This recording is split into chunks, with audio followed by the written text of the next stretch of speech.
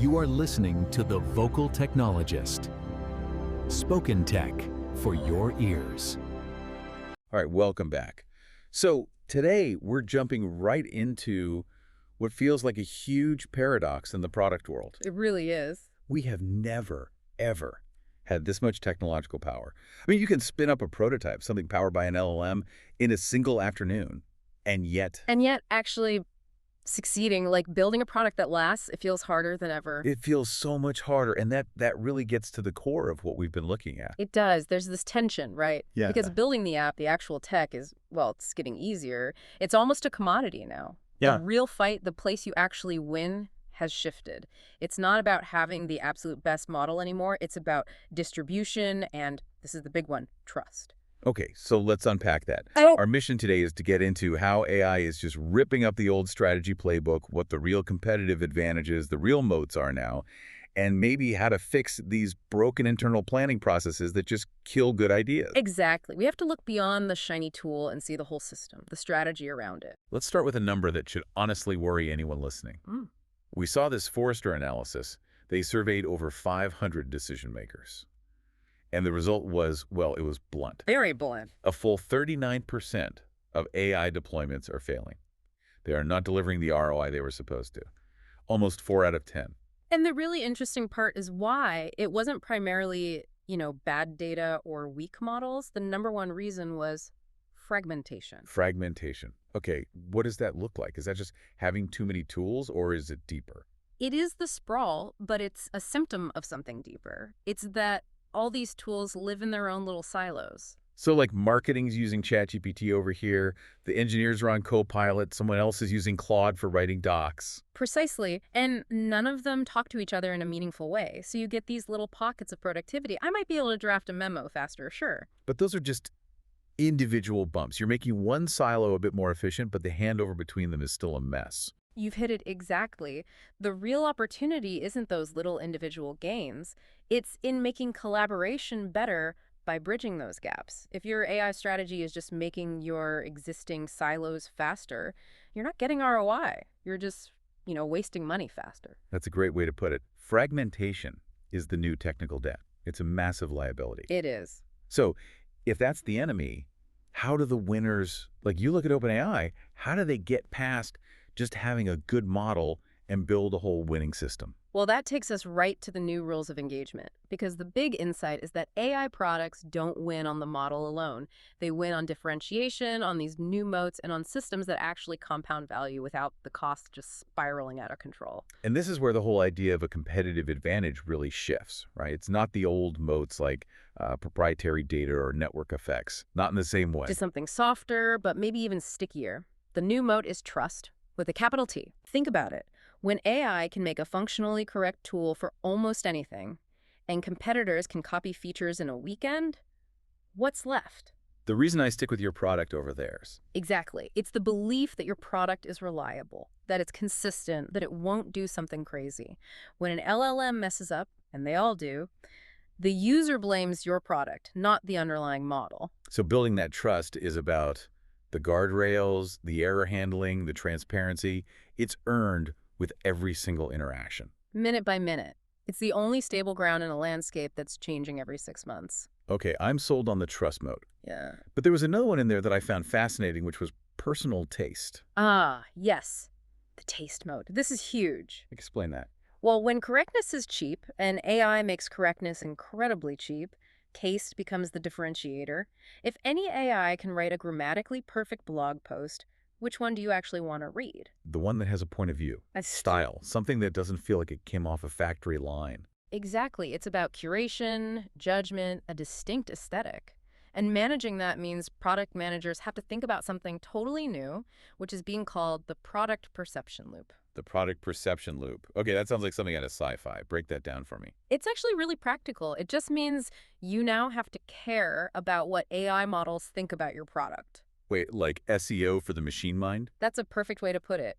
If an LLM can't accurately summarize what your service does because your marketing copy is all jargon, or if its coding assistant can't figure out your API, you have a huge problem. Because that AI's perception then feeds back into human perception and trust. If a user asks an AI to do something with my product and it fails, they blame me. And you get a negative feedback loop. So you have to optimize your docs, your semantic layer, everything, not just for humans, but for the machines that are now the interface to your product for many people. That is a fascinating strategic layer. Okay, so let's pivot. We've talked about these external moats, but none of that matters if your internal planning process is just, a slow-moving disaster. Right. Building a high-trust, high-taste product externally means you need a totally different way of planning internally. You can't use a rigid 12-month roadmap when the market changes every 12 weeks. And the analogy that really stood out here was learning from a hospital emergency room. Planning is triage. Yes, continuous triage. A hospital isn't sorting patients based on, is this a good idea? They use two factors. The cost of delay. Meaning, what's the consequence of not treating this person right now? Exactly. And the second is system flow. How does treating this patient affect our ability to treat everyone else? So that completely reframes the conversation. It's not what's the cool feature to build. It's which item on our backlog is actively costing us the most money, or users, or trust, by sitting there undone. It forces a brutal honesty.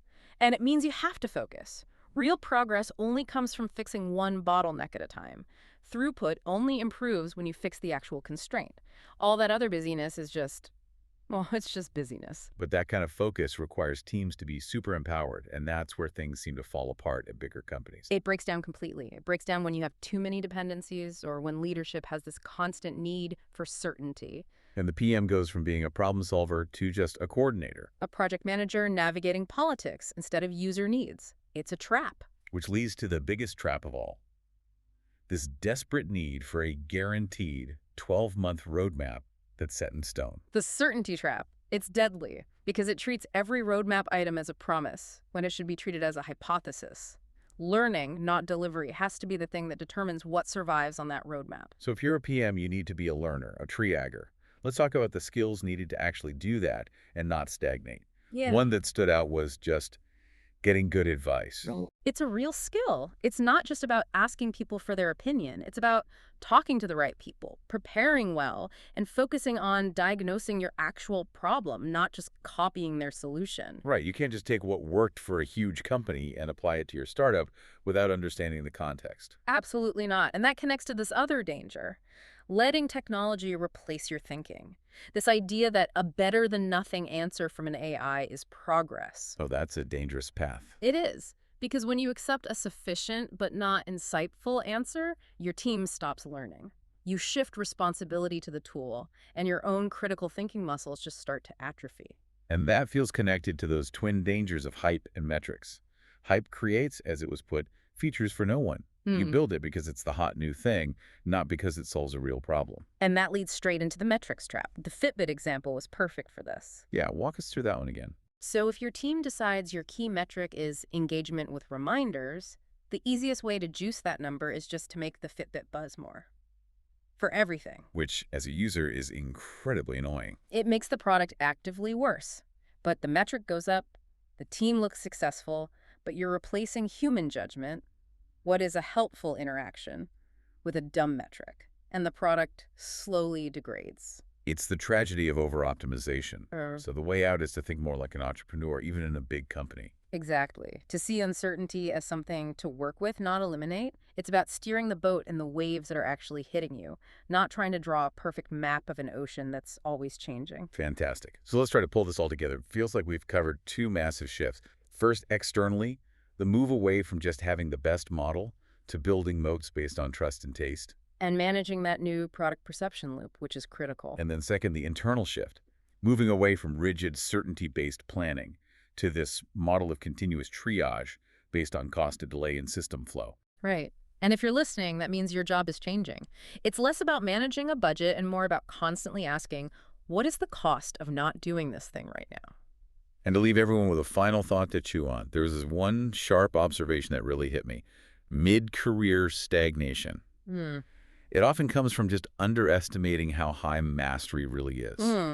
The ceiling is so much higher than you think, especially now. So a question for you to take away from this is, in this world of AI, with all these new rules, what does true product mastery actually look like for you? It's a big question and one worth exploring. Spoken Tech for your ears.